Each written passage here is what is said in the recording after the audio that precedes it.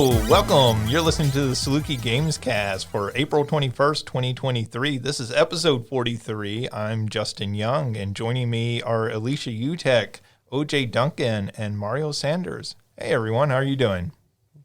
Howdy. Hello. It's that time of the semester. So enthusiastic with those responses. I can tell you're all doing great. Now, this is the thing. So I do this almost every episode, and like literally every episode, it's like it was this one. Everyone's really rowdy and talking, and as soon as we start recording, nobody will say a word. It's because we all have that. We're all ingrained in that Midwest polite of like, are you going to talk first? Are you going to? Am I going to? Who's talking first? This is a podcast. We just all talk at the same time. Nobody understands the word we say. Well, I have to say, this is the least busy I've been all year, so I'm very excited. Oh, So it's not that time of the semester for me. What's it like? Good for you, OJ.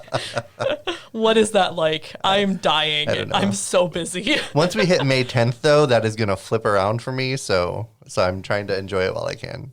Will you be prepping for orientation stuff? No, I'm going to be defending my prospectus on May 9th. Nice. And then so May 10th is when I start getting everything in, turning in my HRB stuff, and then after that I'll start doing interviews, and then I'm also teaching 2 classes during this summer, and I'm going to be applying for a job that I am really excited about too. So that may be starting also in like June or July, and then I would be starting a new job, writing my dissertation, and doing all that. So Well, all that at least sounds exciting. Yeah. It's stressful, but yeah, exciting. yeah. It's all positive stuff. Yeah. Yeah. But yeah, so I'm just trying to enjoy a moment to breathe before I jump into all of that. Nice. See, and I'm like, May 10th is when I can breathe again. At that point, I should have all my stuff turned in. Come hell or high water, the semester will be over. Well, Alicia, one of the things that is, I don't want to say stressing you, but certainly keeping you very busy right now is you are working on a new show. Not your show, but one that Yes. you're part of. Yeah, we have in the Kleino next Thursday, Friday, Saturday at 8 p.m. We have After the Revolution, which is a literary adaptation which was adapted and compiled and directed by Dr. Alex Lockwood. He's defended his dissertation. He is getting out of here. We love that for him. And so it's a big cast show. It's a lot of fun. It's very interesting. Definitely note the mature themes on the poster. You know, don't show up expecting... Don't bring a 5-year-old. Please don't bring a 5-year-old. This is maybe not as safe as your show was. Yeah, my show was very family friendly. This one is definitely more thought provoking, let's say. Maybe more it's- Zoe territory. Different brand of mature themes, I would say. Different brand, but it's been a really fun time. We did just find out our lead female performer broke her foot today, so it'll be interesting to see how we adapt to that.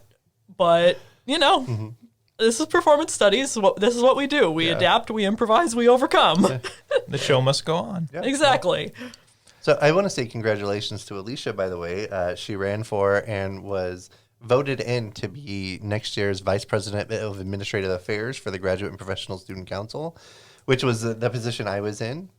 So you have mentored her into this position. Literally much, all the yes. way through. Yeah. OJ was my assigned mentor my first semester. Yeah. It sounds like a Nepo baby type of situation. So there has been a communication studies person in this position for every year except for one for like the past 15 years. Like this year is going to be breaking. I think the last 3 years the president has been a comm studies person. It's very much a comm studies run. Our fingers are in every pie across campus, essentially. But Ooh. Yeah. That's just gross. I like you all, but don't put your fingers in the pies. Congratulations on that. And there's something else I'll be able to announce in 2 weeks about Alicia, but I can't announce it right now. But there's very good news, very good things coming up. Good stuff happening all around. It's a busy time of the semester, but lots of good stuff happening. Yep. Great. Mario, how are things going with you? They're going okay. It's been a tough semester, but Yeah. I'm doing my best. These final 2 weeks will be probably pretty stressful. This past weekend, I was up in Chicago for a conference, and then this upcoming weekend, we have Saluki Con, and OJ and I are co-organizing the Gamer Lounge, which will be fun, but it's 2 weekends in a row that I won't get to work or like just chill. But that's okay. We'll get through the end of the semester, and then we'll celebrate by playing some Tears of the Kingdom. There you go. Just know if you need any controllers updated during Gamer Lounge, I won't be there the whole time, so hold off on that until I get there. And that's the beautiful thing about a Nintendo 64. You don't need to update that. It's timeless. It's going to be the first update they've ever introduced for it. You wait. She'll figure out a way. Are you using Wavebirds? Because she can update the batteries. Make sure you have working batteries in there. Yeah, so you're, as part of Saluki Con and the Gamer Lounge, you're doing some stuff with speed running and different things? Yeah, so on Saturday, I think at 11, 12, sometime on Saturday, 12, I'm doing a Super Mario 64 16-star sort of beginner route tutorial. And so it should be fun. I'm not I don't claim to be good at that game. If you've watched, I think it was last week or 2 weeks ago, the world record was set at 14 minutes and Holy 30 rusted metal, seconds. Batman. It's like a perfect run. My best time is just under 26 minutes. So I'm not good at the video game comparatively, but I mean, I can teach you the cool tricks that you have to do. Everything's relative, though, because My best time is nothing. I was about to say, my best time at that game was, into the tens of hours. I don't remember how long it took me originally to beat that game, but certainly I don't have any speed running strats for it. So, but yeah, that sounds really cool. And that's a cool event that's part of Saluki Con on campus, and people, if you're in the Carbondale area, check that out.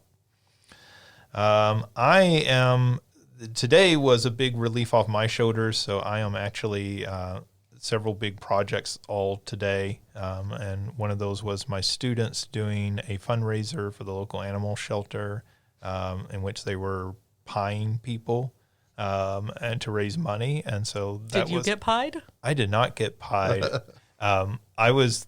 I was holding out unless they absolutely needed me to. I've been dunked in a water tank here on campus before, so I feel like I've given my contribution to embarrassment on campus. But anyways, that was a whole lot of fun, and the dogs had a great time from the St. Francis Care, and we also raised quite a bit of money for them. So Nice. it's fun. All right, well, let's jump right into what you've been playing. Alicia, what have you been playing?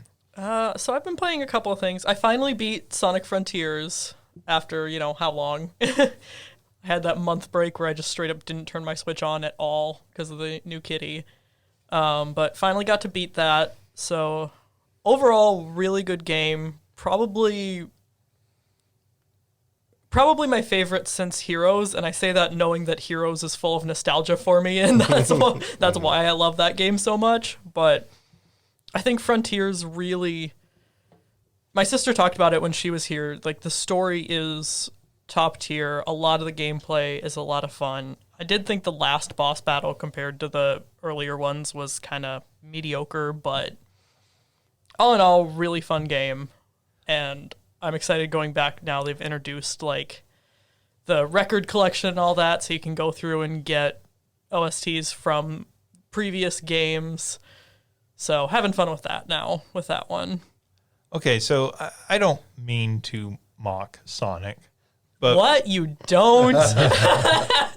He's literally got his fingers crossed almost behind his back as he says this. But I have never thought of Sonic as having a particularly compelling story. So when you say that it has a really good story, do you really think it has a good story, or does it just have a good story for a Sonic game? No, I think it has a good story. I think a lot of what And I should say that I should know I have not played every Sonic game in the way that you and some other fans have, so I can't really judge the stories in Sonic games. Yeah. So what's nice about this one is, I mean, I will also be one of the first to admit that there have been some Sonic games with pretty bad stories. Looking at you, Sonic storyline in 06. But no, what's really nice about this one is, you get not only do you get to see more of Sonic's friends again, whereas so many things lately have just been Sonic. But it's nice. Each of the islands kind of gives, the first one gives Amy a whole storyline to work through. The second one gives Tails a whole storyline. The third one gives Knuckles a whole storyline. So it's really nice getting to see some of the side characters who used to get a lot of love and then who Sega kind of shoved aside, getting to see them come back and get full exploration again. And it's kind of neat seeing. So in Sonic Frontiers, Sage is this program creation of Dr. Eggman's, and so it's kind of fun seeing the interactions between her and Eggman and how we kind of get, you look back at some of the older Sonic media and you had like his nephew, you had Snively and all that, and then Sage is kind of, it's nice seeing someone who cares about Eggman and vice versa. It's really a nice change of pace. It's sort of like Bowser Jr. Yeah. Like he adds that layer of complexity to the villain where Yeah. you're like, oh, he's not all bad. He likes his kid. Yeah, exactly. So that was good. So my question with that is that does the human that Sonic made out with, does she have her own island? No. Oh, well. We do not need Princess Elise back. Thank you very much. That is the bad storyline that we don't. Sonic 06. Shadow had a great storyline. Make out Island. Sonic 06.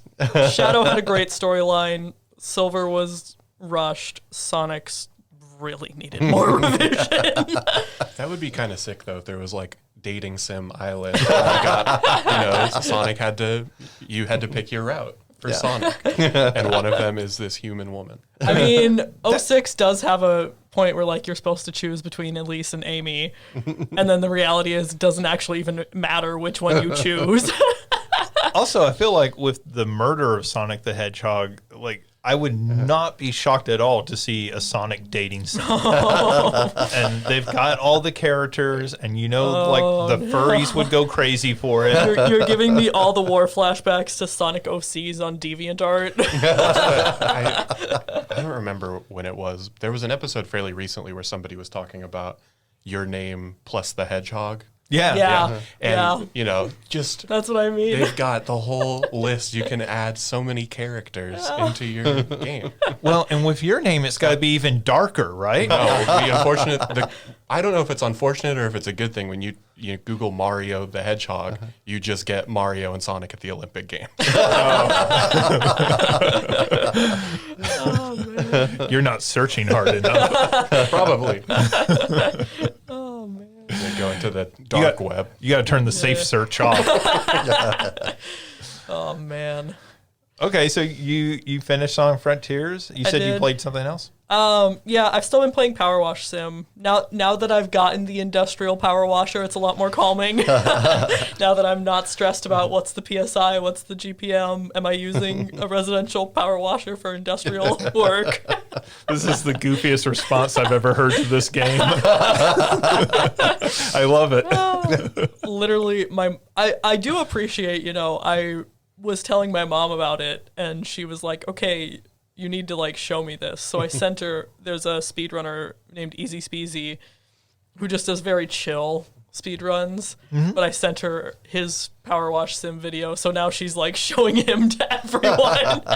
And she emailed everybody at work and was like, oh my gosh, there's this game. It is hilarious, honestly.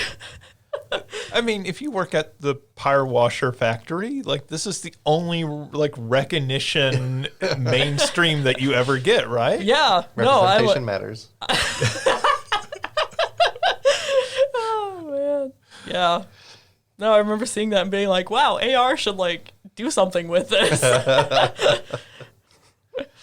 So it's still, I am still like, enjoying? I am enjoying it. I am also like stupid invested in, as you're cleaning, you'll get the text messages pop up. And, now I'm at the point where they're like, oh, well, the mayor's cat, he keeps redirecting everything to keep attention away from the oil mess up or whatever. And I'm like, hang on, there's actual lore for this now that I need to be invested in. It goes places. See, I'm hooked. They got me. And have you explored any of the Final Fantasy VII stuff yet? I cannot go to Rufus Shinra without being a top tier power washer. I see. Oh, will it really not let you? Is it gated? Oh no, I just can't. Oh, okay. I personally, I cannot disappoint Rufus Shinra like that. I was like, I didn't know. Like I don't think it's gated. I haven't tried because I'm like, I literally, I can't go and disappoint Rufus. It's not, but I'm in the same thing. I can't disappoint Renoa 7-7. So Tifa, you mean? oh my god. Renoa is 8. 8 and 7. Renoa is 8. OJ. This is why I need this break before my prospectus because I can't. Are you just going to be throwing random like Final Fantasy characters into it? I'm officially leaving after this podcast and giving up my Final Fantasy fan card. When in doubt, I can't disappoint Sid because I'll cover any of them. Fair. Can't clean the high wind. Can't disappoint Sid. Yeah. Fair. Oh my god. I am in shock right now, not gonna lie. So when Tifa says, OJ, are you talking about Foucault? Yes. Oh man. Tifa and her regressive hypothesis.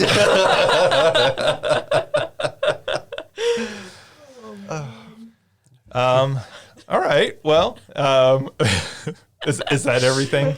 That's everything. Now I'm gonna have to go home and like do the Tomb Raider one because I didn't grow up on those games, so I don't care about disappointing those characters. But but now really the lore goes places. Now I need to like power through. I mean, I'm not going to tell you it has a great story or anything. No, but it's just you start getting hints of it, like there's something weird going on, and then you start getting some of the more kind of fun, creative levels in that game. Yeah. I mean, right now I'm like cleaning the carousel, so... Oh, yeah. Yeah, it goes some really weird places from there. I'm excited to keep going. The Final Fantasy stuff is not that far outside the box by the end of that game. Just maybe that gives you some context. Good to know. Well, once I have the top tier. I have the third tier. The top tier power washer is $5,000. So once I get that, then I feel like I can go do the Final Fantasy stuff. I can't disappoint Rufus Shinra with that. Well, so when you're washing Rufus Shinra, is that a residential power washer, or do you need an industrial one for that? I mean, if I am washing a Shinra helicopter, that should be an industrial power washer. If I'm washing, the pickup truck that they drive out of the Shinra building, I could probably use the residential washer for that. I feel like we need a stream of like you and your mom just playing this game and being very relaxed, but at the same time very tense because you're criticizing the things that it's getting wrong. See, you really need me and one of my coworkers, JP, who's also plays a lot of video games and all that, because he knows all the residential stuff, so he'll really be able to say like, oh yeah, like this should be, you should switch power washers right now. Versus my mom knows the industrial side of things more. Well, then you need both of them because there's both industrial and residential stuff. That's true. Game. That's Like, true. Water would not drip off of Mithril like that. Like, what is it? Yeah, and what then you is need wrong with these OJ people? along. Yeah. I am taken out of the moment. I am very angry at this. Hang on. Should this industrial power? Wouldn't this industrial power washer be etching Fenrir right now? Like, I don't think I should be doing. I think Cloud would probably be angry at me for this. Yeah. Just add a death scene in Power Wash Simulator where Cloud just comes up behind you and smacks you.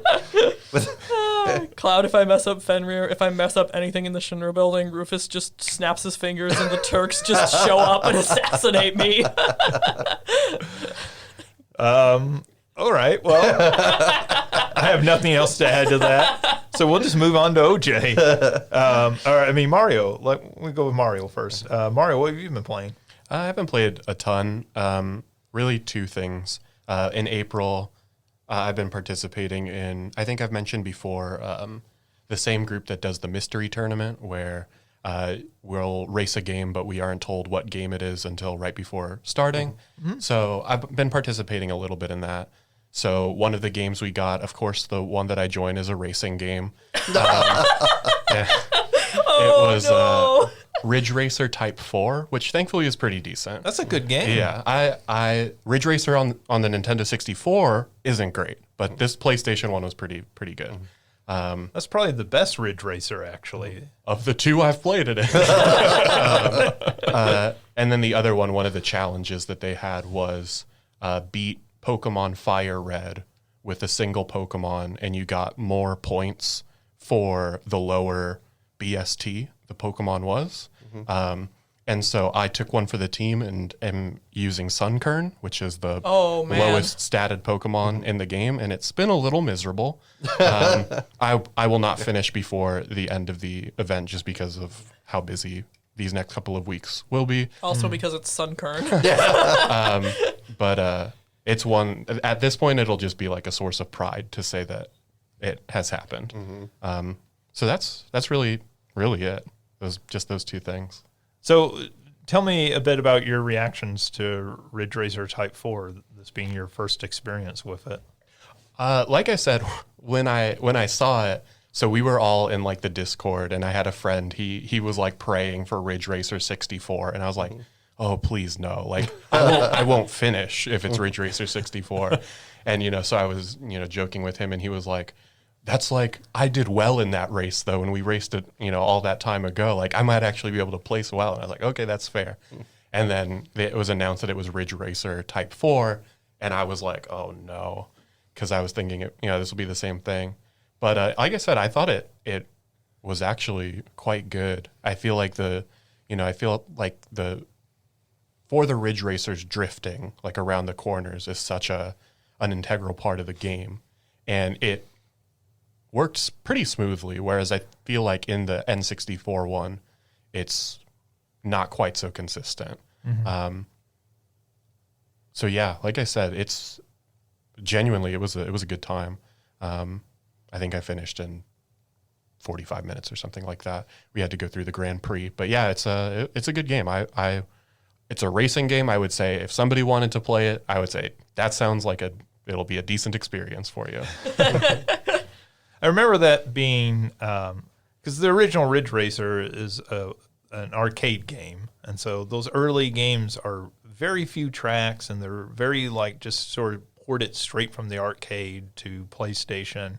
And then they got to Type 4, and all of a sudden it's got this very stylish presentation, and it's more expanded with the tracks and everything. And you're just like, this is quite an upgrade to what is a core good gameplay. It's got a banger soundtrack too. Yeah, and I just remember that being like a cool game for a racing game. Like a lot of times racing games, I can't go, this is cool. And that was when I really felt that way at the time. I haven't gone back and played it in years, so it's kind of good to hear that it still holds up decently. Yeah, I would say it holds up quite well. I think it's on one of the expanded PS Plus. I think they just added it. Okay. Yeah. And yeah, so if that's something that people have access to, I would say give it a go. If you're a racing game fan, definitely. But even if you're not and you just want to try it out, I would recommend it. Yeah, and those are arcade racers. They're very accessible. Yeah, for sure. This isn't like trying to play Forza or Gran Turismo. And that's always my issue with a racing game is I don't want to know about like the proper lines to take around a turn or braking around a corner. I just want to drive the car. If I want to feel like I'm driving a car, I'll just drive my car. Yeah. Right. Well, I mean, yeah, but you could pressure wash something too. Or you could play the game. No, it's funny. I remember when my sister was learning to drive, my mom actually had to ban her from playing like arcade racing games because she was like, "You're driving the real car too much like you're driving." That's funny. It's funny because you could actually probably learn to drive by playing a racing game, but it's probably you could also learn to drive really badly playing one. So, all right, cool. Thanks, Mario. OJ. So I have played a couple of things.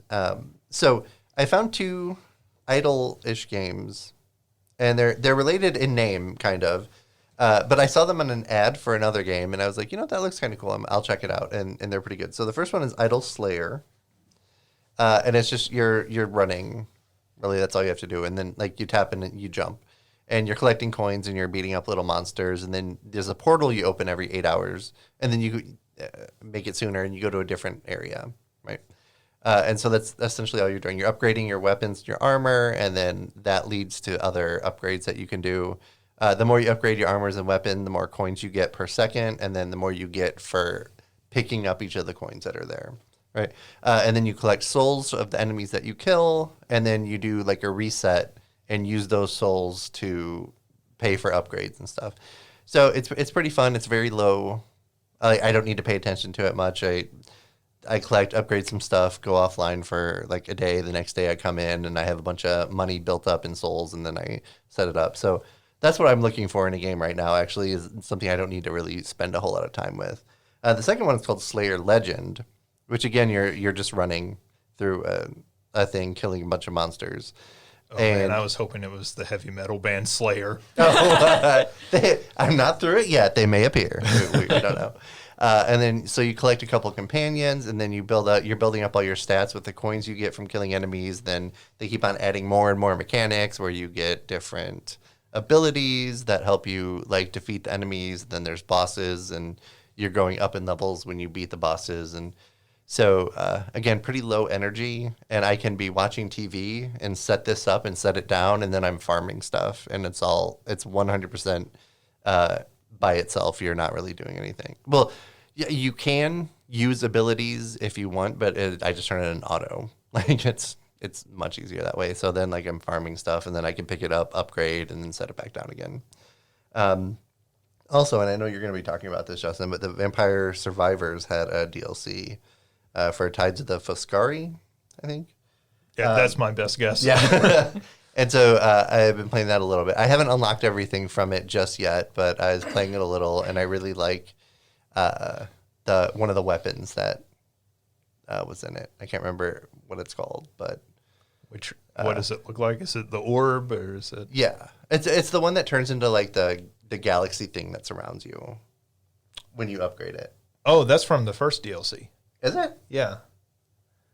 Was there an upgrade for it in the first DLC, or did that upgrade come in the second? It's the one that looks like a hashtag, and you upgrade it with I can't remember what everything's called in that game.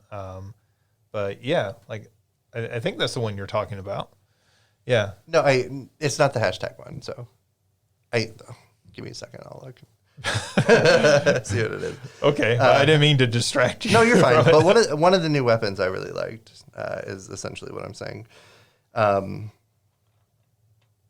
so it was pretty fun going through those levels. Although the very first run I did on the new level, I broke it kind of, and I could go through all of the walls. And then I was going across water and stuff, and then I found something that was a crystal with a weapon in it, and I was like, oh, but I couldn't get into it or anything. I couldn't get the weapon.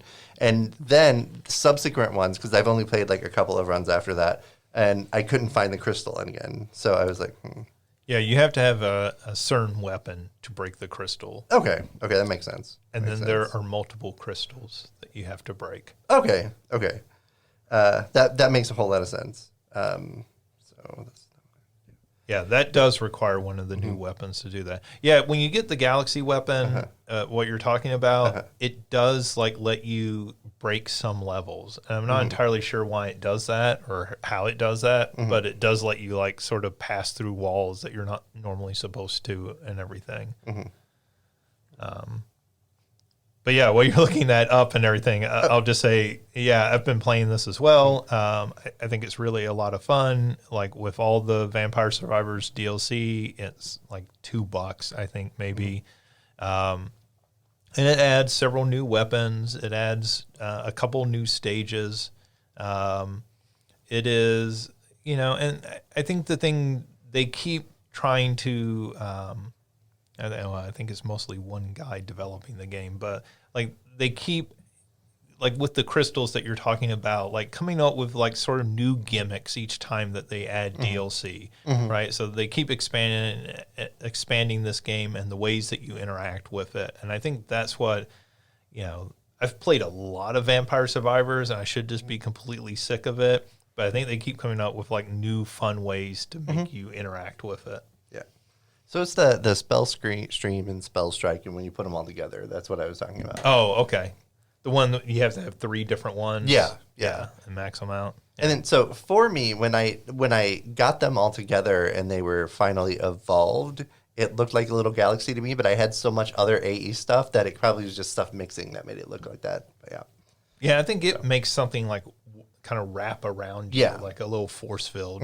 But yeah, that is a cool weapon. Yeah. I really liked it. So it's also one of those cool weapons that you spend the entire like game leveling up all 3 of those, and then all of a sudden they disappear and they're just one. And you're like, I get to do 2 new weapons. Yeah. Anything else? And then I played a little bit of Power Wash Simulator, but I didn't play enough, and clearly didn't go to 7th Heaven. Yeah. No, again, I have to wait for Tifa, so I don't upset Tifa and Barrett. And you didn't have an expert guiding you through all of this. Yeah. Like you didn't have somebody who has expert understanding of the power wash industry. Yeah. So some people are just privileged like that. So not me. But yeah, so that's about all I've been doing. I like this really weird Marxist reading we're having of Power Wash Simulator. All right. Well, as OJ said, I've been playing Vampire Survivors Tales of the Foscari. I have no idea how to pronounce it. But yeah, it's fun. I mean, if you like Vampire Survivors, it's more of that. They do some clever things with it. I'm not sure how much more DLC they can keep adding to this game and keep it feeling as fresh as it has to now. I think they might be at the point where they have to start thinking about Vampire Survivors 2. But, the legs that game has had for such a cheap game so far. And then the other thing I've still been playing a bit of Meet Your Maker. So I talked about that last episode. That's the game where you're building, sort of like Mario Maker, but you're building a base that other people have to run through, and then you're running through other people's bases. So it's like Mario Maker meets the movie Cube. That's the explanation I keep giving for it. You gave that in the last episode. I was driving, and I was like, "Oh," because that's a movie within a friend group that holds a space in our psychic energy. Well, yeah, I mean, if you like that movie, it's not exactly that movie, but I get a lot of vibes from this game playing it. I haven't played it, but I've watched people play it, and I think it's certainly a fair comparison. Yeah, and that game's just it's cool. It's a little convoluted with the upgrade system. So as you upgrade, you get more weapons for like when you're running the bases, but also you can expand the size of your base and like the number of like enemies and traps that you're putting into your base. That gets overly complicated, and for a game that's not a like a mobile game or a free-to-play game. I think it's overly complicated in a way that maybe makes it not. It just gets in the way. It doesn't even hamper the game so much, but it's one of those things you're looking at and going, all right, well, do I have enough currency for this? Wait, I have it in the wrong currency. Well, what is this currency for? And I think a lot of games have fallen into that trap of we need to have at least 5 or 6 different currencies that you're collecting at all times. And you're just like, I don't care. I just want to play this game. I want to evolve my character and evolve my base, and I don't want to have to think that hard about it. And I think they've been out there talking, the developers, a bit about, kind of a roadmap long-term where to take this game. And I think there's a lot of opportunity to expand it. So it is free on PlayStation Plus, and so that's a really great way to play it. But yeah, Meet Your Makers, it's a fun game. It's a well-designed game to sort of come out of nowhere and everything. All right, that does it for what we've been playing. So let's move on to the news. And let's just start off with something everybody's been talking about, even not in the video game area, which is the Super Mario Brothers movie. So all 4 of us have seen it. So if you have not seen it well, first, let's do a spoiler-free reaction to it. What was your reaction to the movie, spoiler-free? And then we'll do spoilers after that. Spoiler-free, I would say I actually enjoyed it a lot more than I expected to. It ended up being very charming, and I think even if I didn't enjoy the story as much as I did, it still would have been worth going to just for the music alone. Just the amount of love and care that the people who created this film put into it really shows. Yeah, a lot of remixes, new orchestrations of classic Mario themes. I've watched 45-minute videos of here's all the music, here's all the song references we found in the movie soundtrack, and it's just so cool. Like, I was not really someone who grew up on the Mario games. I mean, I had, Mario Party and all that, but, I didn't play 64 or Odyssey or any of those. But you're killing Mario. Mario, not Super Mario. Yeah, but even like just from the songs I knew from Super Smash Brothers and from Mario and Sonic at the Olympic Games, and just existing as a video game fan, like I was just every other second. I went with a friend who is literally just getting into video games. And the entire time I was poking her and I was like, oh my gosh, this song. So I thought it was a very charming movie. I had a really good time. Great. OJ? Yeah, so I keep looking at Mario and saying OJ, and I don't know why. Y'all don't look anything alike. I don't know why that keeps popping into my head. Well, we're both awesome is why. Yeah, sure. So I really enjoyed the movie more than I thought I would. For what it is, it's a fantastic movie. And the like you were saying, the care that they put into nostalgia. So if you have Super Mario Brothers nostalgia, or if you're a kid, it's a fantastic movie, right? And so I loved just keeping an eye out for all the references that I could find. I'm gonna have to watch it again, probably 2 or 3 more times to find them all, right? And like you said, the care that they put into it almost made up for it being Chris Pratt. Almost. I was able to enjoy it even though it was Chris Pratt, which is a lot for me because I like watching Guardians of the Galaxy stuff. I'm just like, ugh, they need to take him off screen.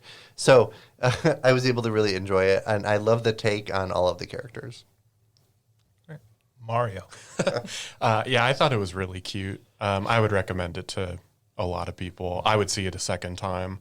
I had a good time watching it, so I really only have positive things to say. Okay, so I'm going to be the negative Nancy here and say that I think it's very good as a family film. It's completely inoffensive, and I think kids will love it. It's bright, it's colorful, there's stuff going on all the time. It moves at a breakneck pace and everything. I would say my big negative about it is I think it's the safest film they could have made. And I think that in that way it's disappointing to me. Like, it's not a bad movie. Like, I can't say that about it, but it's the safest Mario movie they could have possibly made. And to me, that makes it a little less interesting than I would have liked it to have been. And so, you know, like, everybody's reaction has generally been, this is the best video game movie ever made. And it's like, I guess, but like, that's not a very high bar to be.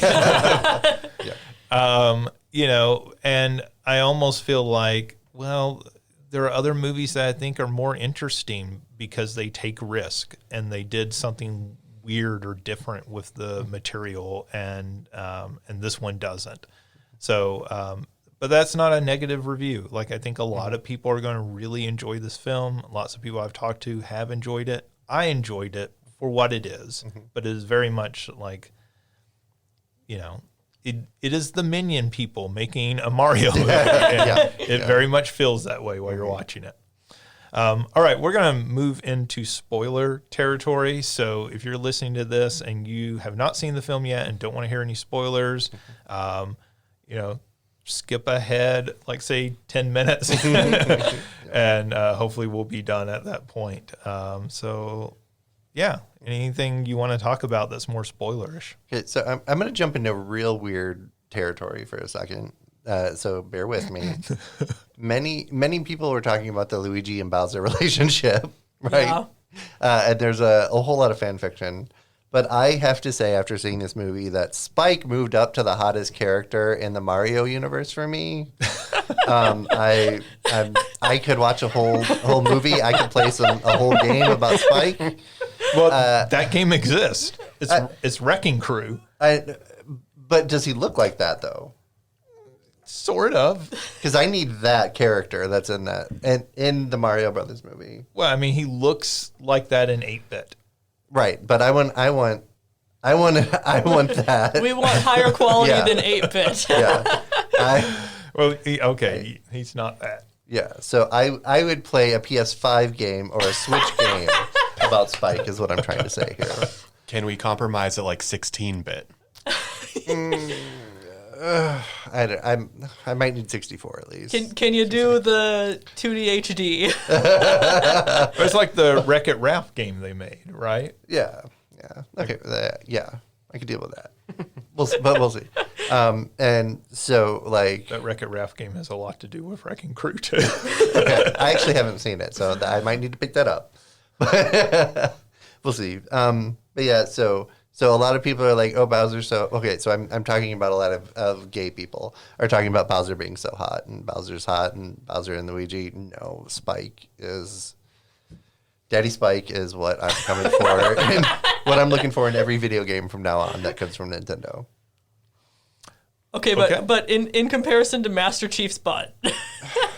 I mean, I still didn't get through the show to see his butt, so I got through this movie to see Spike. Now, if they did an Amazon Prime Spike show and didn't show his butt, I would be disappointed. Though, so that's where we are with that. And Chris Redfield is a little bit higher than Spike on my list, but not a whole lot. And for the animation style that Spike is in versus Chris Redfield, that's just talking about how much I really appreciated having Spike in this movie. So there, okay, I'm stepping out of the weird territory. Feel free to move on. I'll escort myself out. Yeah, I don't know that any of us have a follow-up to that. You might have killed all discussion. I don't know how to follow up about the relative merits of Spike versus Bowser. Oh man, We didn't get Daisy in this, so we can't make the similar comparison between Peach and Daisy. Pauline was in there though, briefly. Yeah, So- the Yeah. mayor. Yeah. So a friend was talking about it. I think they saw it a few days ago, And I thought it was just so great because it was such a genuine expression from him. He was talking about, it took everything in my power to not turn to the 12-year-old sitting next to me and lose my mind when the GameCube sound was Luigi's ringtone. Yeah. I was like, that was such a good inclusion. It was such a probably a throw-in type of thing, but that, and I felt the same exact way. When I heard that, I was like, that's so good that was Luigi's ringtone. Yeah, I think they did a lot of good sort of fan service Easter egg type stuff in this film. And Yeah, can we talk about the fact that Charles Martinet did voice their dad, and the Giuseppe, I think, was the character. When they watched the commercial and they're like, "Oh, do you think the accent was too much?" He's like, "No, I think it's great." Like, that was Charles Martinet. I'm like, that's cute. Yeah. That's adorable. I love that. and making him the father of Mario and Yeah. Luigi, right? Like there's something fitting about that very much. And it really addressed the lack of accent for me too, right at the beginning. So that was one of the bigger things we've talked about it so much on here. Sure. And so, I appreciated that they addressed it there.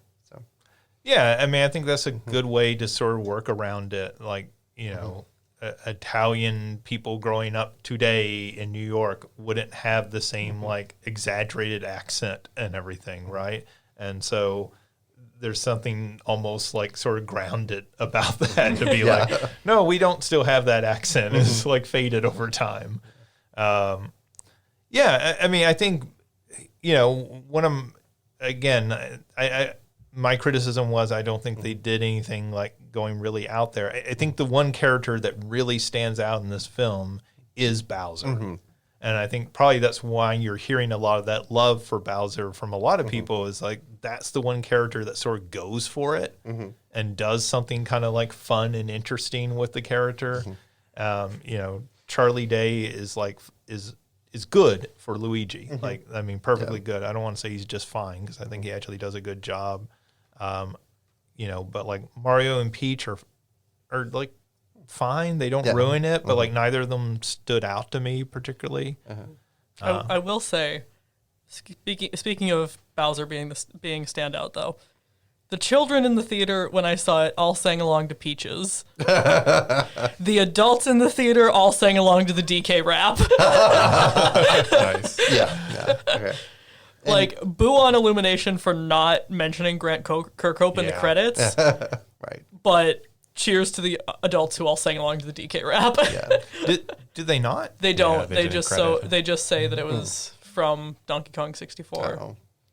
Well, that's the same problem we talked about, like what was it, a month or two ago about the Metroid Prime remaster. Yeah. Is that they didn't attribute credit for everyone. It was just kind of like, hey, credit to the people who made the original game. And it's like, well, those are actually individuals. And in this case, who wrote this song. Yeah. Like fans know who wrote this song. He's like notable for this.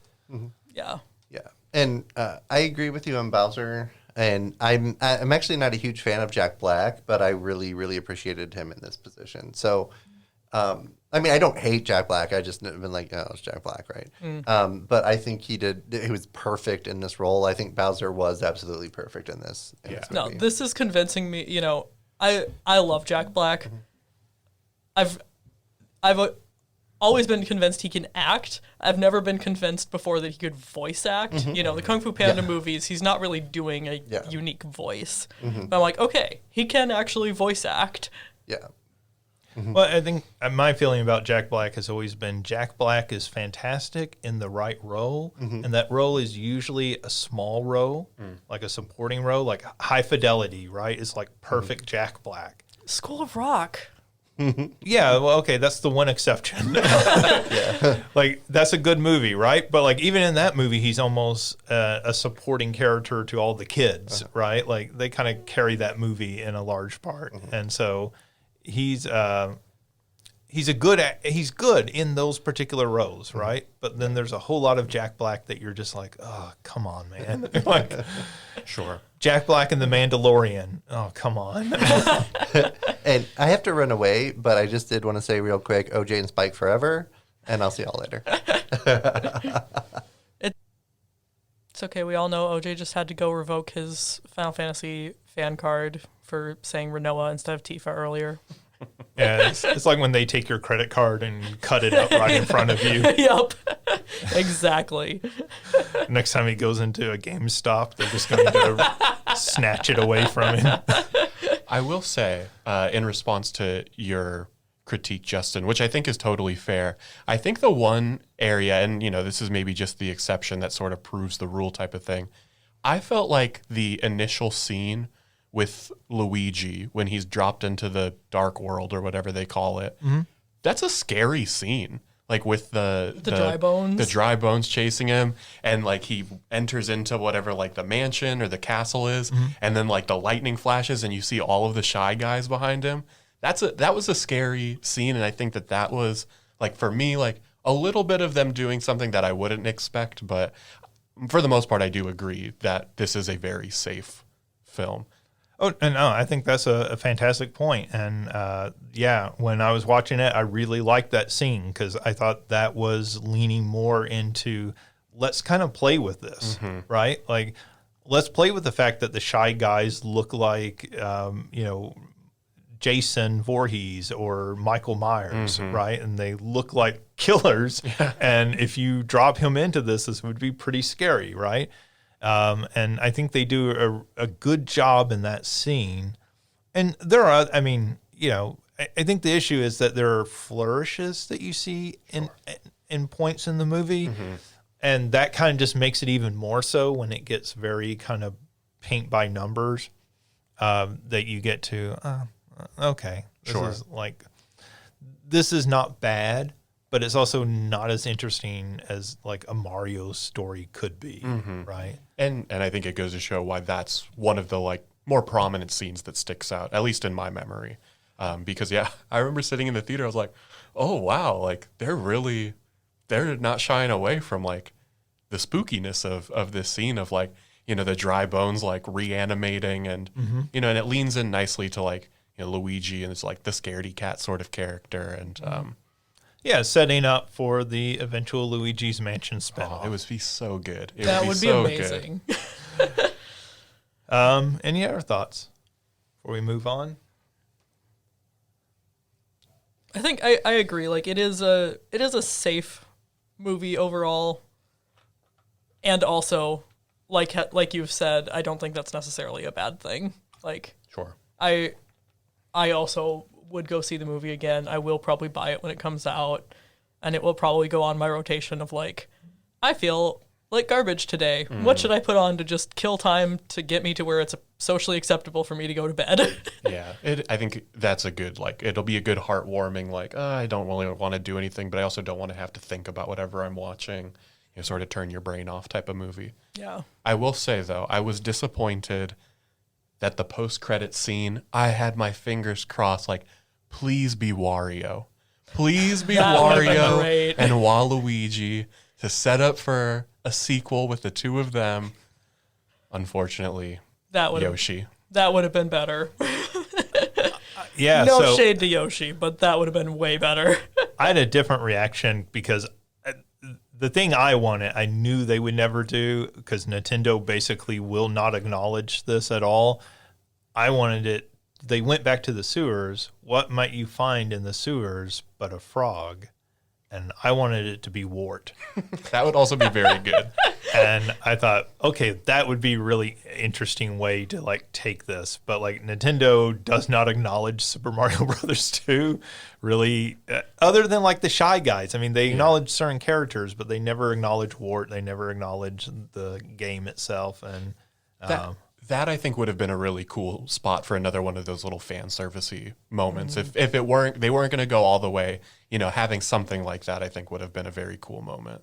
And they might. Yeah, absolutely. Like you could even start the second film with that, right? Have all the characters going to sleep and have them having this weird dream about a giant frog chasing them and everything. Right. I don't know. What is Wart? Is he a toad actually? But like, anyways, like you could do something really kind of interesting with that. And that be a 5-minute scene that starts the film. Sure. And then Yeah. go into Yoshi and all that. I understand. Yoshi's a lot more popular than Wario and, Waluigi are a lot more popular. So yeah, I was kind of surprised. I thought Wario would be the post-credit scene. I thought it would be something like that. Yeah, just to give the sense of like, oh, there's a new conflict arising. We've got these new characters who are coming to town to play tennis initially. That's how they should introduce them. That would be Yes. so good. At the end of the second film, like they are like, "Hey, everything's back to normal. It's great. Why don't we play tennis?" And then they look across the net, and it's Wario and Waluigi. Beautiful. Yeah, so I mean, I think the big story out of this is that this movie has been a huge smash, like over $700 million worldwide. You could even call it a super smash. Yeah, You could. One could call it that. you could. Ryan's not here. Someone has to make these jokes. Oh, that is a very Ryan joke. You're right. Yeah, so I mean, huge smash. It's already the biggest video game movie ever. It was within like 3 days, wasn't it? Yeah, I mean, like very, very quickly. I think by the end of that first weekend, it already passed the Sonic movies. And when you think about that, that's just amazing to think how successful, how big this movie. I think we all kind of thought the movie would be, a financial success because it's Mario. And if they did anything halfway competent, people were going to go see this. But people have been rabid about this film. You and I both saw it the Friday after it originally released, so the second Friday of its release. Full theater. In the middle of the day, and the Yeah. theater was full. Like I saw the 1 o'clock show, you saw the 3 o'clock show, and it was full. And you were just like, where are all these people coming from? Their campus was not shut down Yeah. for the day. No, it was mostly, preteens and younger and families and my showing. And I was just like, hang on. Like we bought our tickets there and we had to get second row because all the other seats were filled. And then before the movie started, people came and filled it. So I think every seat in that theater was full. It was like, oh my gosh. Yeah, it's amazing. This film will certainly pass $1 billion worldwide. And really the question now is like, how high does it go? Right. Like, and there's a lot of speculation this might end up the biggest film of the year, which is kind of crazy. Like you told me a year ago when we got that first You told teaser. me a month ago. Yeah. I mean, I just wouldn't think of it being this big. And, of course that's like good news for Nintendo and good news for, video game movies. We've had a very good year for video game being adapted into other media with The Last of Us and now this. So speaking of Spike, which we didn't get to talk about when OJ was still here, but Nintendo is actually changing Spike's name in Japan for the movie. So Spike in Japan was originally called Blackie. He wasn't Yeah, I see why they're changing it. Yeah, so he wasn't a black character in the game. So it was not meant in a racial manner originally. But obviously there is the concern now that it could be taken that way. And so they are changing the name of the character for the Japanese release. So he'll no longer have the original name. This is their Dr. Eggman moment. Or Dr. Robotnik. I'll say, technically, Robotnik is still...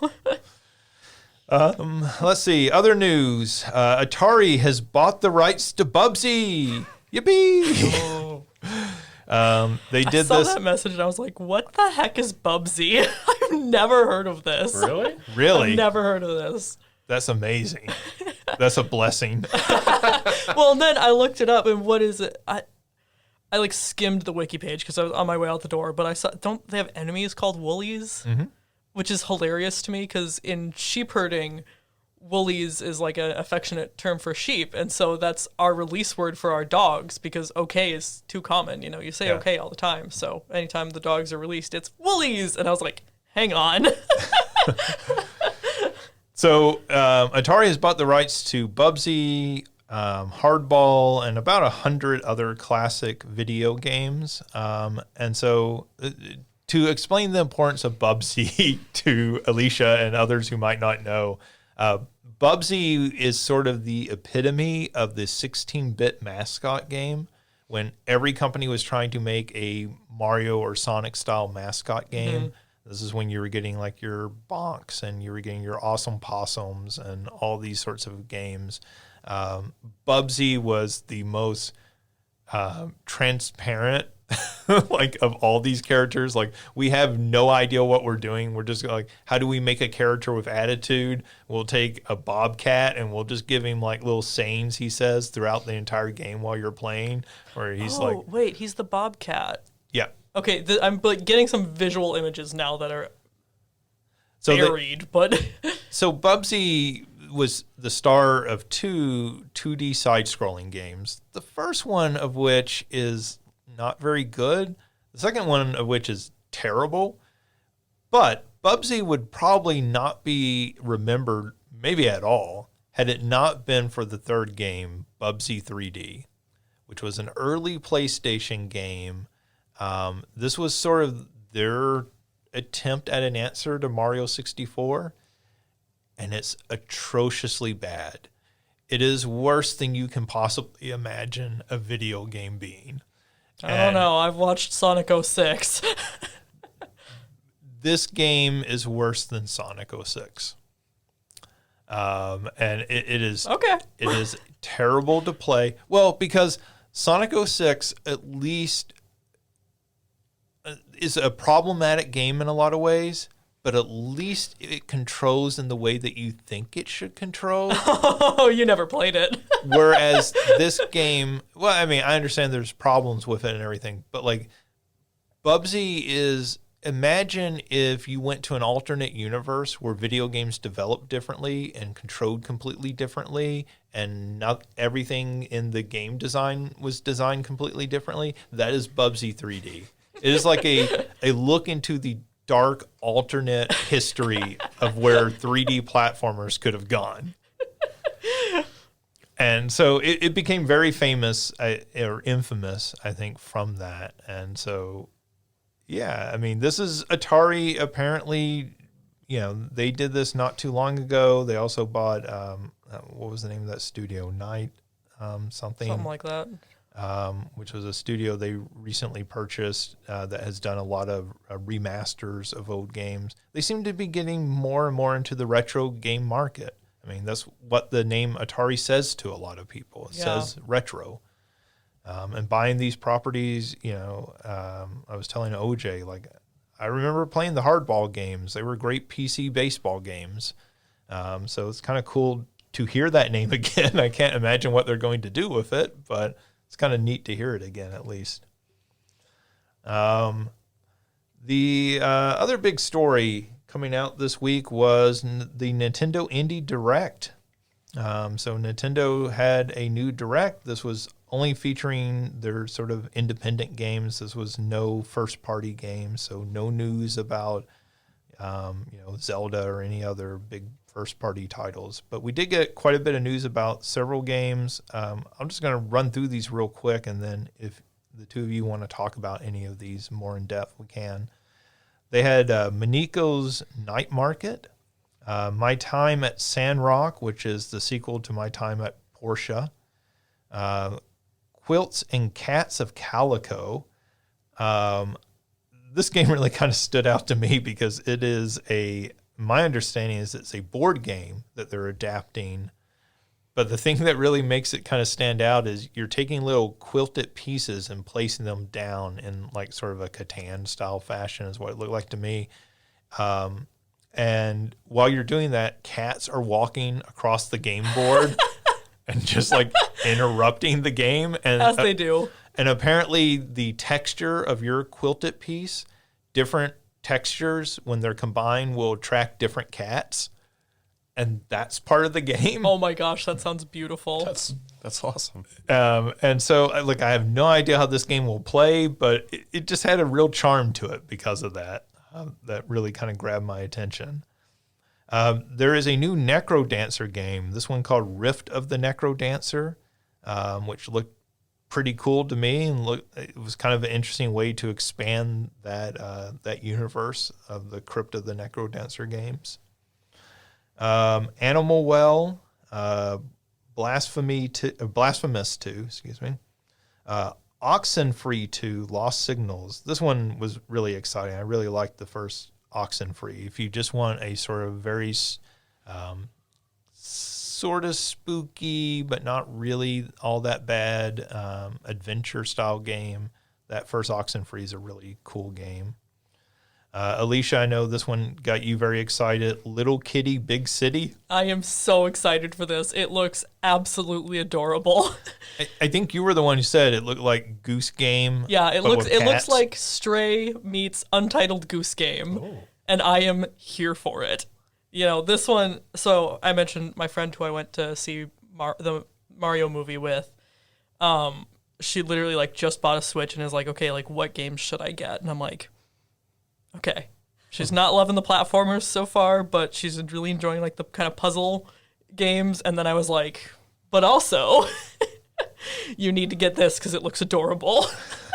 I'm so excited. And honestly, like, I watched the trailer again, and it feels like it's got a little bit of Lil Gator game in there too, with, you know, you get to interact with, it looks like there's a crow who's like, you need flying lessons. And there's a dog who's like, are you a mouse? Are you a big mouse or a little dog? And I'm like, right. Oh my gosh, I am here for all of this. I cannot wait. I don't think that one comes out until next year, if I remember right. Yeah, I think so. When it does, I will be there. Yeah, it looked like a lot of fun. It's got a very kind of simple art style to it, very cartoony art style, but like the animation was really nice in it, you know, and the way that they captured.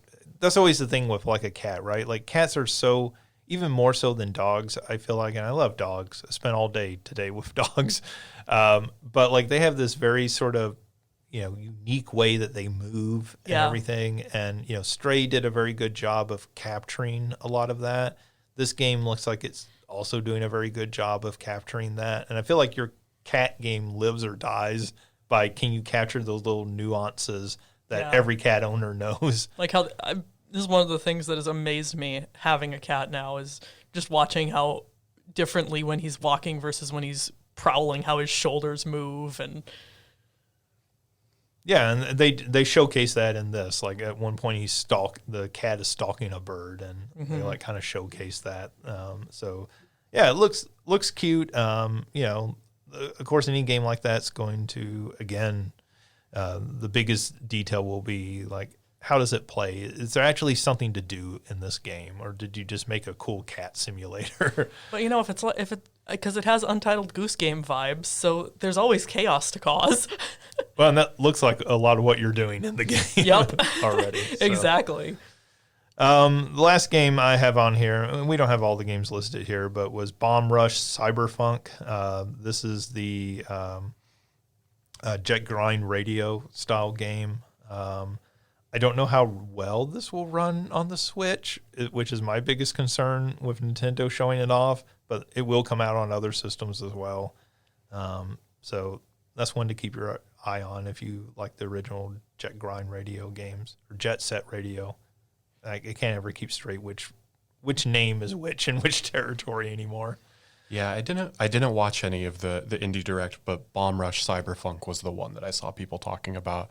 Friends were posting about it in our Discord, and yeah, it looks like Jet Set Radio, and I think the description is, you know, calls it like a indie spiritual successor to Jet Set Radio, and so I'll be excited. But I mean, hearing you talk about Little Kitty Big City, I'll go watch a trailer for that. Necro Dancer sequel, that's pretty exciting. So I'll have to definitely go watch the Direct, because there's some exciting titles on here. I had never played Blasphemous or Oxenfree, but I've heard good things about both of those. So Maniko's Night Market looked interesting.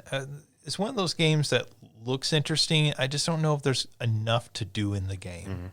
Right? It's one of those games you're looking at and you're going, oh, is this going to be like a lot of these farming simulator games where there's just really not a whole lot of gameplay to it. But it had a good art style to it. That's one of the things about a lot of these indie games, I think now.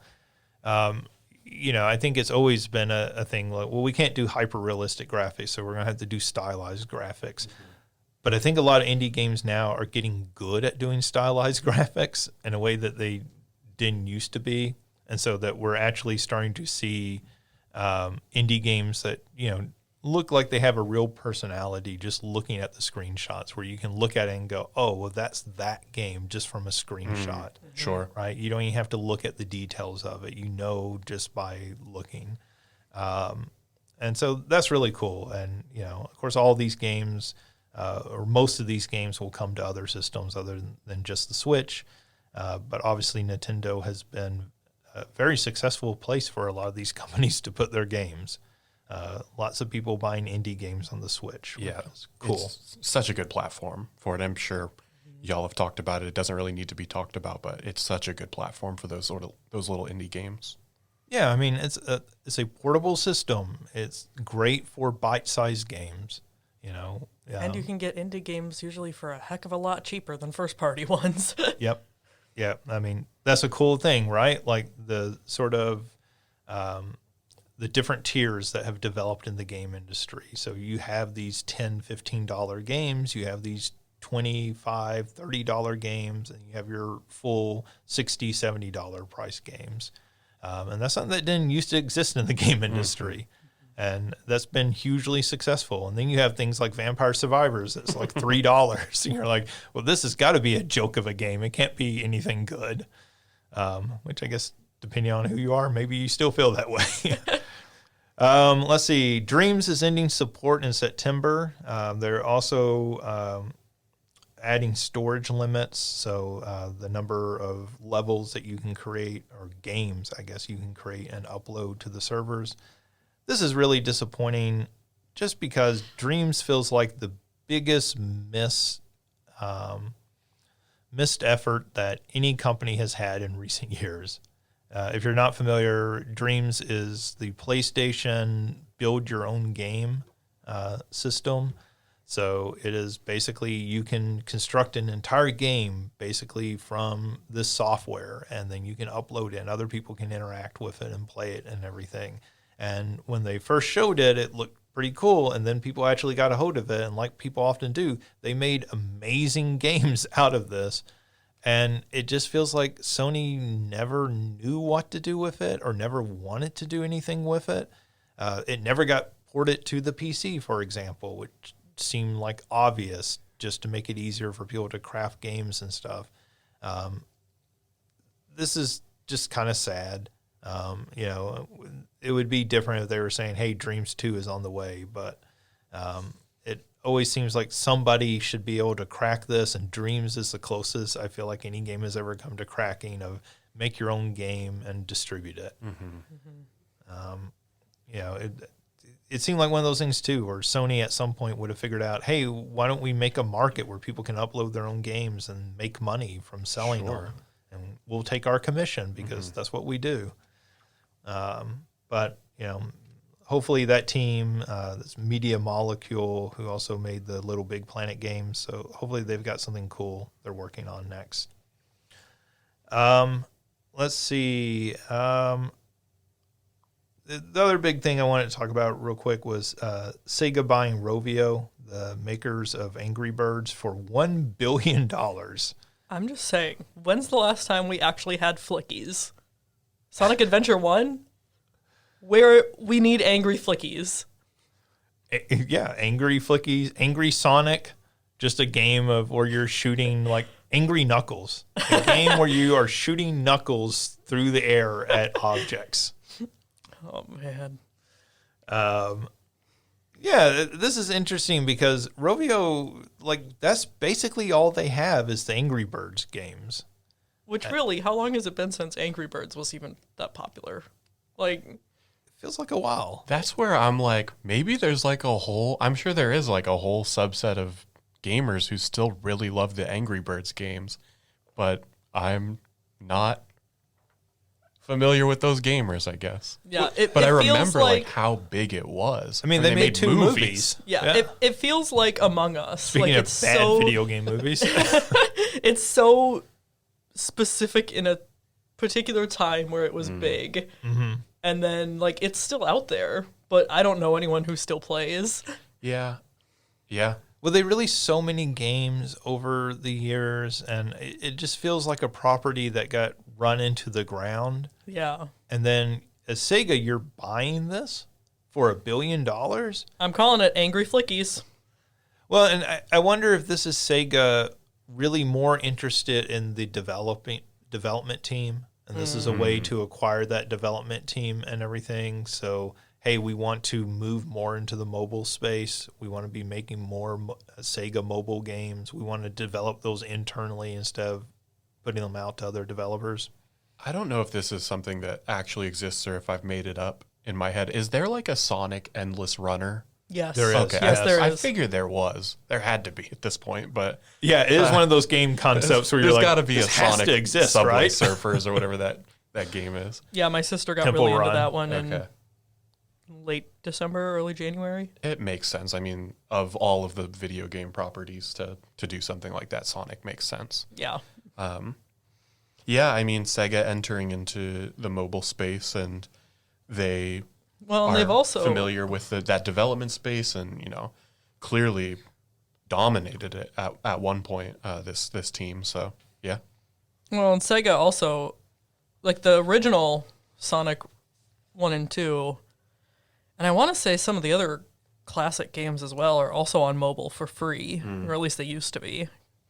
So, Yeah, those were ported by I always forget this guy's name. I think it's Christian Whiteside is his name. I think that's the right person I'm thinking of, who went on to do Sonic Mania. So that's part of how he got that job eventually, was doing the ports to mobile. Yeah, so I mean, kind of an interesting story. Well, it's one of those ones that's not clear where this goes from here. I assume they'll make some more Angry Birds games, but that also feels, again, like a franchise that's kind of worn out a bit. So I don't know how more interesting, they can make an Angry Birds game. bring back the Flickies. I mean, that is like the best use of this that I've heard so far. Like, okay, that makes obvious sense. That's all I've got for it. So, That's the only sense we can make of this.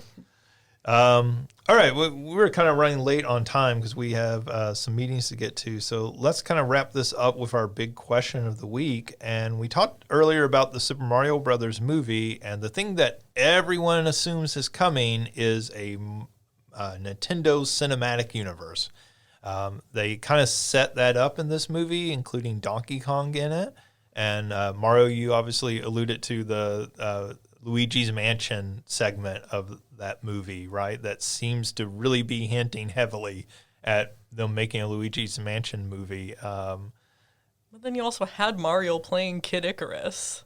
Yeah. Like- That was kind of a weird moment when I saw that. I was like, okay, well, so you're definitely not making a Kid Icarus movie, right? So what do you think? Is this something that you want? Do you want interconnected Nintendo movies? Do you want this to build up to a Smash Brothers movie? Or do we want this all to be like done completely separately? Do we need that? Of course, everyone wants to be Marvel, but nobody else has successfully done this. If that were to happen, if we were to get multiple movies or Nintendo, I don't know, adaptations, I would prefer if they weren't connected. And I think the reason I want that, or I would hope for that, is because I think it allows them to open up the space a little bit more. Thinking about, like, as you said, this was a very safe movie. I think you could then do, if you're not forced into connecting, you could do like, I think it's probably been mentioned before, but like a Metroid style TV show a la the Castlevania series on Netflix, or like an F-Zero anime racer, sort of speed racer or red line type of thing. And if you don't have to connect them, it allows you to open up the space a little bit more. But if you're working to connecting them, they kind of all have to function the same way, if that makes sense. And so that would be my thing. If we're going to get these properties adapted into film or television, I would hope that they're not, so that they can exist as their own thing. Because I would want a Metroid series to be a little bit, I don't know, creepier, more adult in that sense, because I feel like it should be. Because even just like the games itself, you think about like Metroid Dread is not a game you should give to a little kid. Well, it's about that isolation, Yeah. right? Like that's that great feeling from the original Metroid and really sewed in Super Metroid is that you are isolated, you are all alone, the cavalry is not coming to rescue you. And like, how do you translate that into this Minion style? Yeah. Basically, and not lose the entire atmosphere that makes that game world. Yeah, so that would be my hope, is like, I'm not going to say, no, I don't want like a Nintendo Cinematic Universe, because I think they have a lot of properties that could make for really cool adaptations. But my thing is, how watered down would it be if these ultimately have to connect in the end? Yeah, I think I feel very similarly. Like, one of the things, if they do, well, when they do continue making movies for other Nintendo franchises, Yeah, it's not a question of if. Obviously, anytime you think of cinematic universe, you think about Marvel, you think about DC. And like, one of the things that, really upset people with DC, for example, when they first, back in 2012, 2013-ish, was you had really good actors doing it on TV, and then they wouldn't carry over those really good actors into the movies. Grant Gustin literally had one episode as the Flash, and then they were like, Ezra Miller in the movies. And so everyone was like, hang on, what? He's doing amazing. So I feel like if there was like a standout performer, if we had someone who was absolutely phenomenal as Samus, then I would feel more inclined to be like, I want to see her in everything, versus one person as Samus in this and one person in that and another person there. But on the other hand, like Mario said, like these different franchises do have very different vibes, and like I don't want a G-rated Metroid film. Right. Yeah, and it doesn't have to be a hard R either. No, right? it can be PG-13 or even PG. I feel like you could make work, but that's it's very like, would I love to see a Super Smash Bros. Movie someday?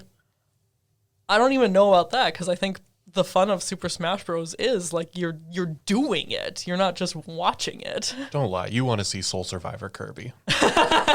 I mean, yes.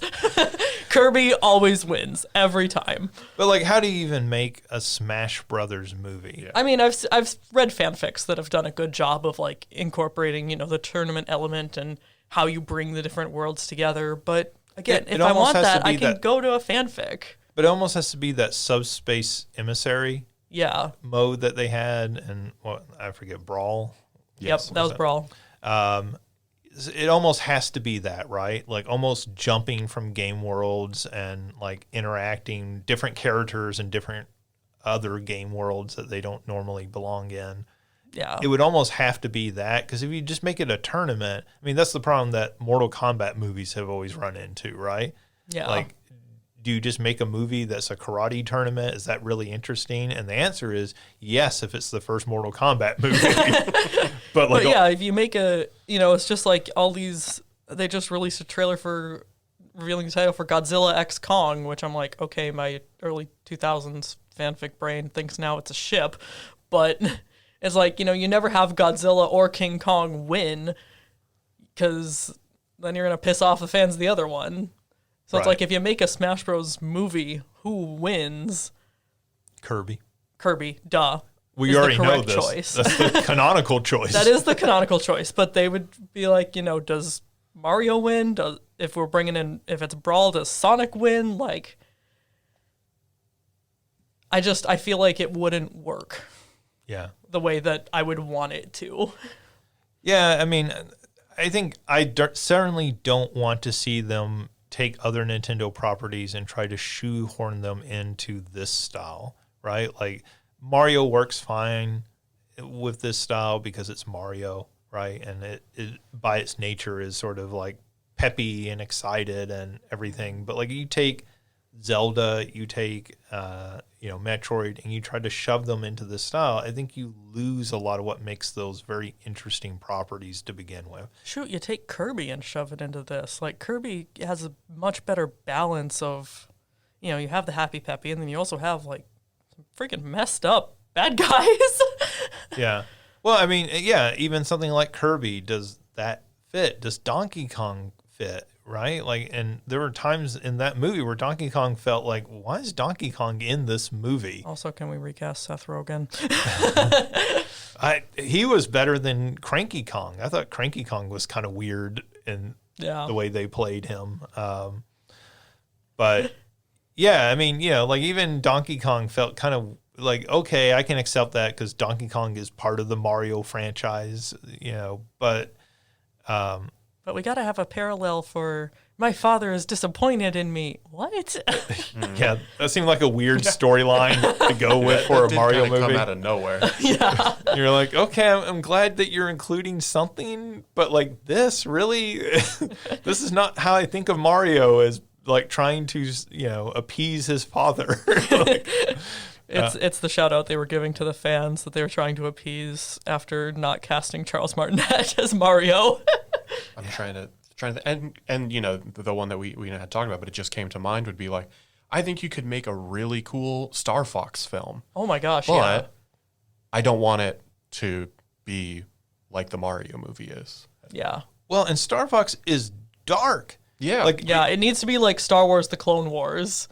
Yeah. No, that's actually a good example of like that sort of tone. It can be family friendly, but it needs to like be a more sort of serious tone. Yeah.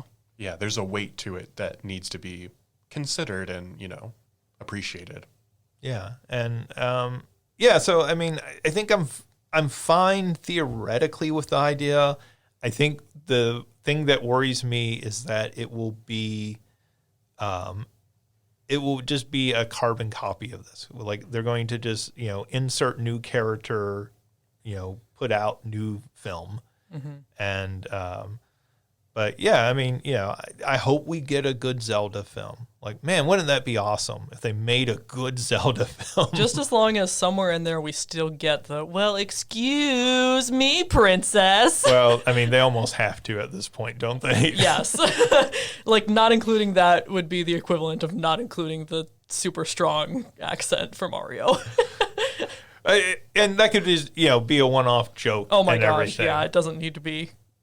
Like he's video trying that to annoy her or something, yeah, and just does that. I watched a video that compiled all the times that he does that, and I think it was like 10 minutes long.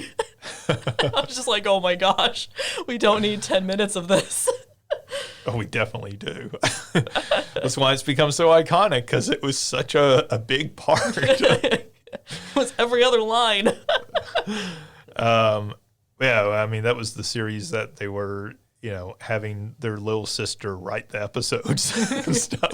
Like, they obviously did not care. Hey, you know what? George Lucas's daughter wrote 9 of the episodes of Clone Wars, and her episodes are the ones that were nominated for Emmys. Don't knock on the female family member writing the stories. Oh, it's not that a woman wrote it. It was that it was like a 16-year-old girl at the time wrote it. She was like 17.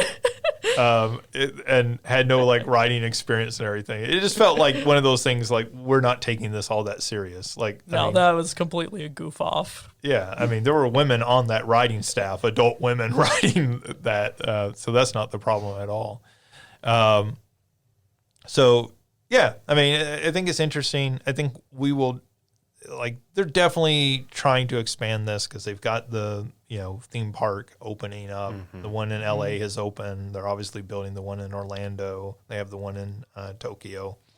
So obviously Universal is very invested in this. Nintendo is very invested. And think what a great, like, few, like, months this has been for Nintendo, right? Like their games are selling incredibly well. They have this hit Mario movie.